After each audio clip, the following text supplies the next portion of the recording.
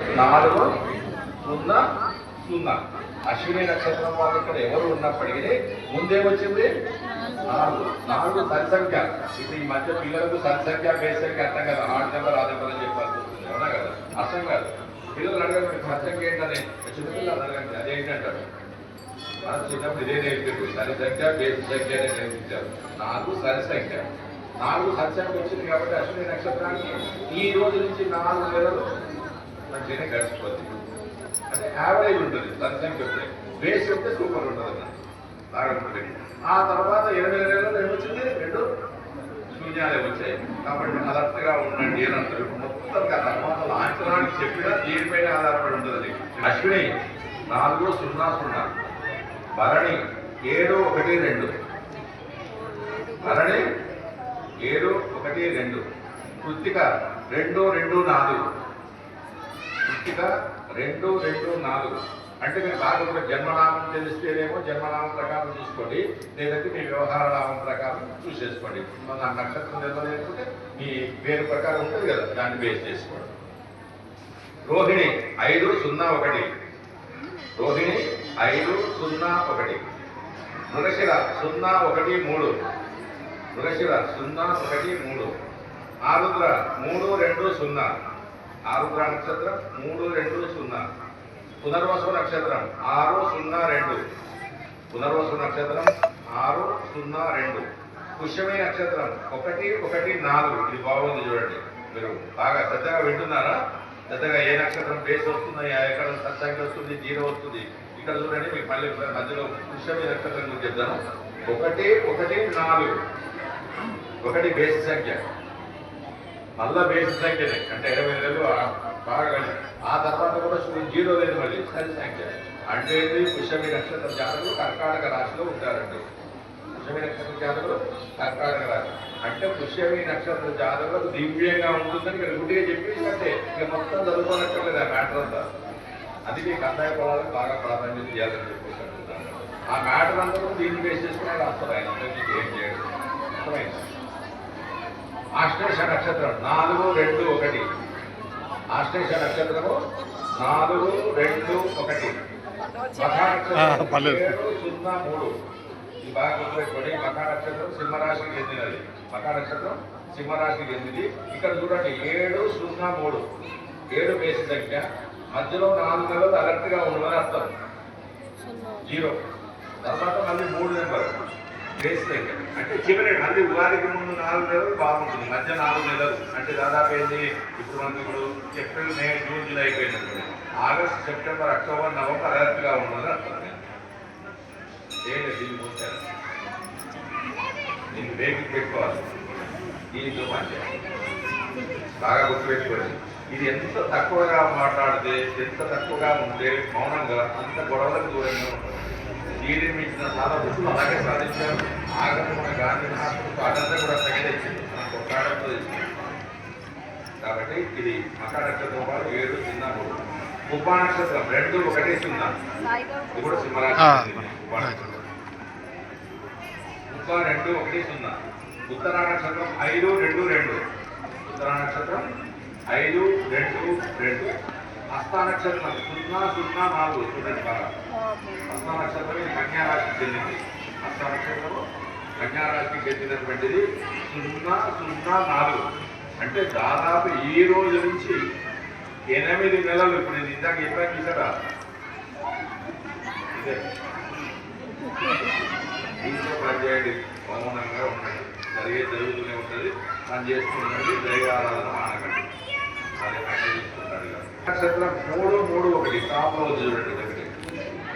చిత్త నక్షత్రం 3 1 1, 3 బేసి సంఖ్యలే. చిత్త నక్షత్రం వాళ్ళు ఎంతమంది ఉన్నారు? మ్యాక్సిమం చిత్త నక్షత్రం 6తో స్టార్ట్ అయ్యే వాళ్ళకి వస్తుంది ఎక్కువ.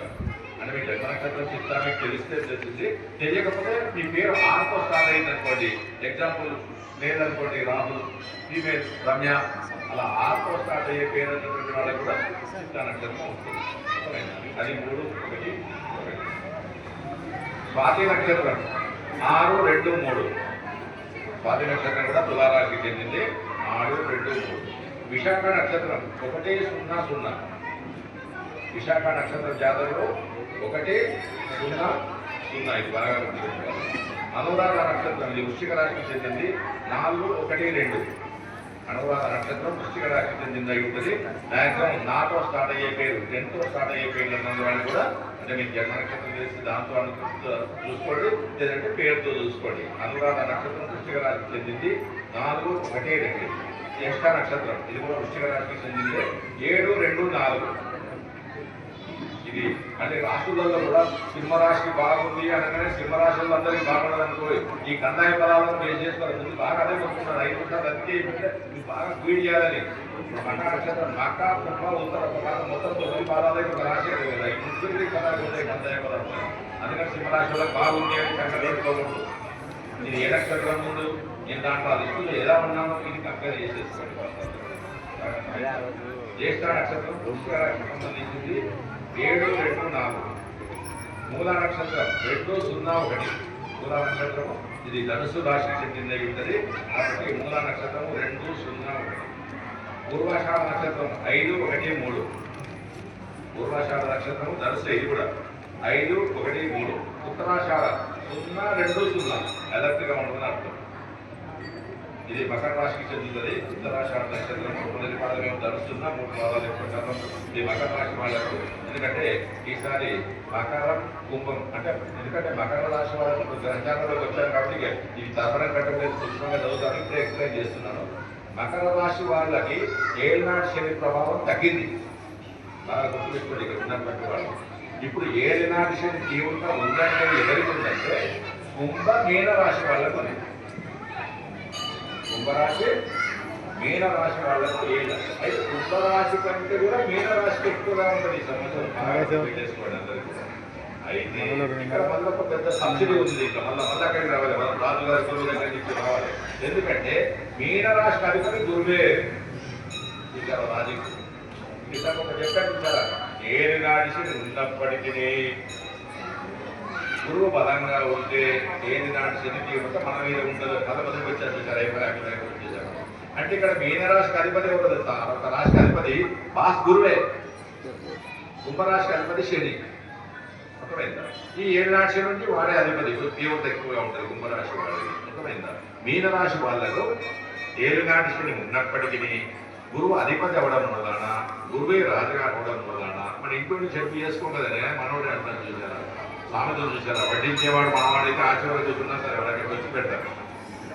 ఆ సామెత లాగా కాబట్టి ఇది బాగా గుర్తు పెట్టేసేసుకోండి. ఉత్తరాషాఢ నక్షత్రం 0 2 0. శ్రవణం ఇది కూడా మకర రాశికి సంబంధించింది. శ్రవణ నక్షత్రము సాక్షాత్తు శ్రీ వెంకటేశ్వర స్వామి యొక్క ప్రతిష్ట జన్మ నక్షత్రం ఇది 3 0 2. శ్రవణ నక్షత్రము శ్రీ తిరుమల శ్రీవారి వెంకటేశ్వర స్వామి యొక్క జన్మ నక్షత్రం శ్రవణం. శ్రవణ నక్షత్రం మకర రాశికి చెందింది. ఆ నక్షత్రం యొక్క కందాయ బలం 3 0 2. ధనిష్ట నక్షత్రం 6 1 4. ధనిష్ట నక్షత్రం 4 1 4. శతభిషం ఇది కుంభరాశిలో ఉంటుంది 1 2 1.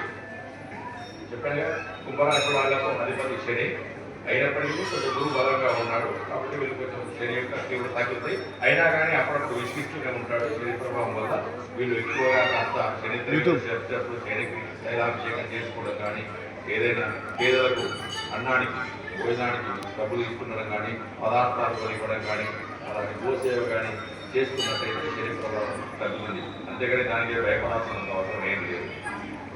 పూర్వభాద్ర 4 0 3. పూర్వభాద్ర నక్షత్రము 4 0 3. ఉత్తరాభాద్ర నక్షత్రము 7 1 0. ఉత్తరాభాద్ర నక్షత్రము మీనరాశికి చెందింది. ఇక్కడ కందాయపురం 7 1. 7 బేసి సంఖ్య 1 బేసి సంఖ్య 0 చివరు. అంటే మళ్ళీ ఉగాదికి ఒక 4 వేల ముందు కొంచెం అనుకూలంగా ఉండదు. అప్పుడు జాగ్రత్త పడితే సరిపోతుంది. ఇక చివరి నక్షత్రమైనటువంటి రేవతి నక్షత్రం ఒక పజిల్ నెంబర్ లక్కీ నెంబర్ లాగా వచ్చింది చూడండి. రేవతి నెంబర్ నక్షత్రము ఇది చివరి నక్షత్రం.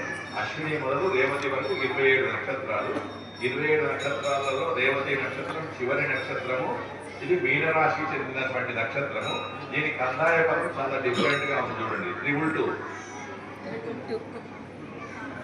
2 2 అంటే అలా ఫ్లోటింగ్ ఉంటుంది అన్నట్టు. ప్రవాహం పెరగదు, ప్రవాహం నీళ్లు పోతుంటారు చూసారు, వాగులో మనకు నదులు చూస్తుంటారు చూసారా, పరిగెత్తవు అలా ఆగిపోయి నీట్గా పోతుంది. అంటే అప్పుడు మనం ఏంటి, తోడుకోవడానికి ఈజీగా ఉంటుంది, స్నానం చేయడానికి ఈజీగా ఉంటుంది, అన్నిటికీ బాగా ఉంటుంది అండి.